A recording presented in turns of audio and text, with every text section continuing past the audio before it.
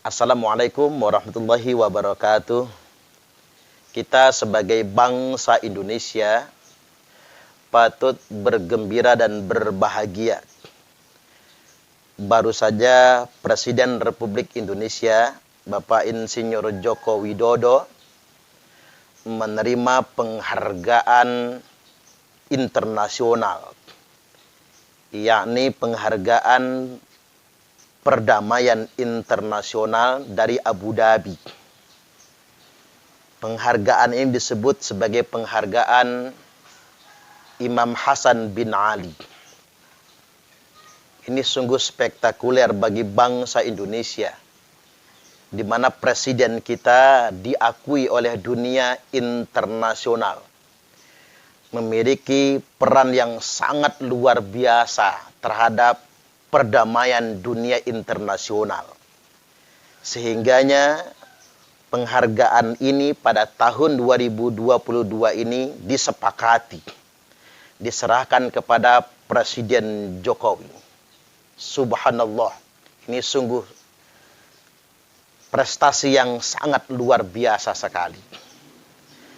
Apalagi penghargaan ini diberikan title, yakni penghargaan Imam Hasan bin Ali, cucu Rasulullah Sallallahu Alaihi Wasallam. Imam Hasan bin Ali adalah ahlul bait Nabi, cucu Nabi yang sangat dicintai oleh Nabi Sallallahu Alaihi Wasallam. Imam Hasan bin Ali adalah sayyidnya semua habaib.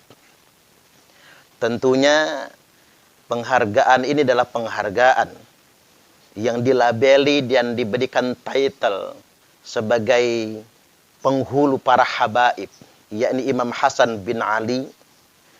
Tentunya bagaimana dengan respon para habaib, khususnya yang ada di Indonesia, tentunya para habaib pun akan sangat bergembira.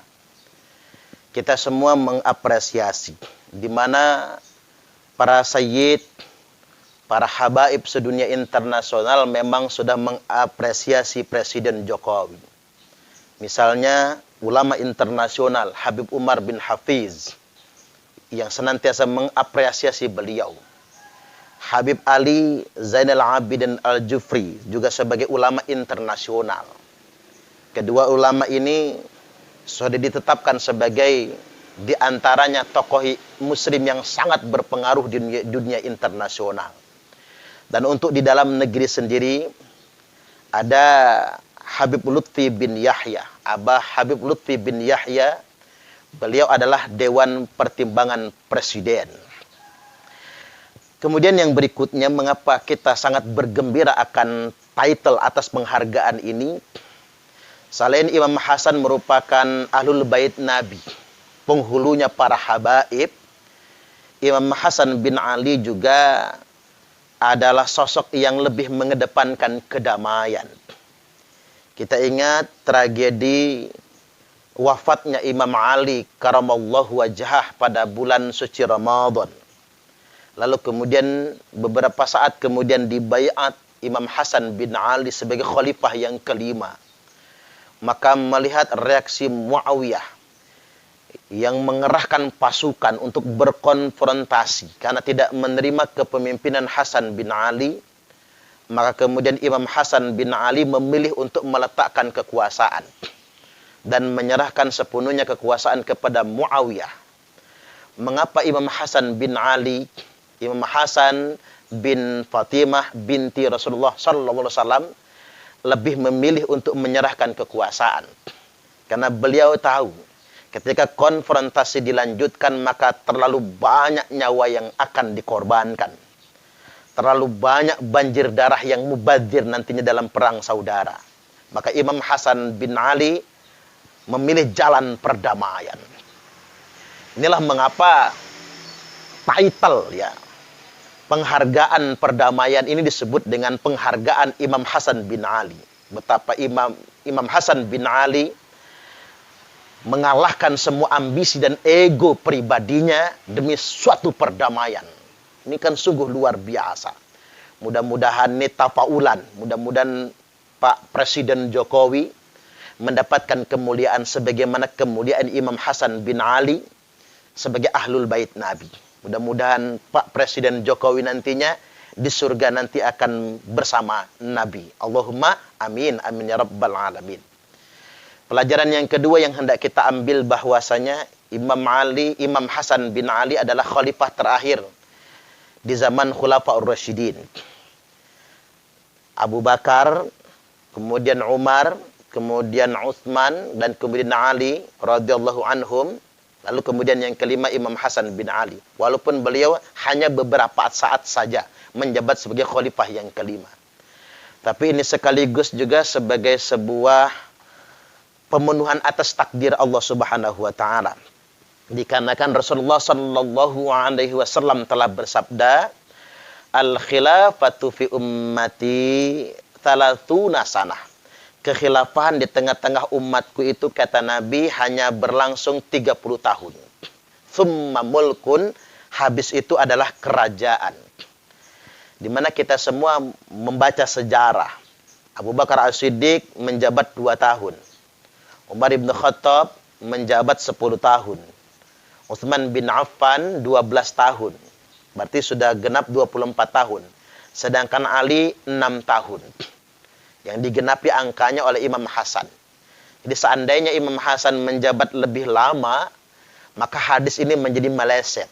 Zaman khilafah itu lebih dari 30 tahun.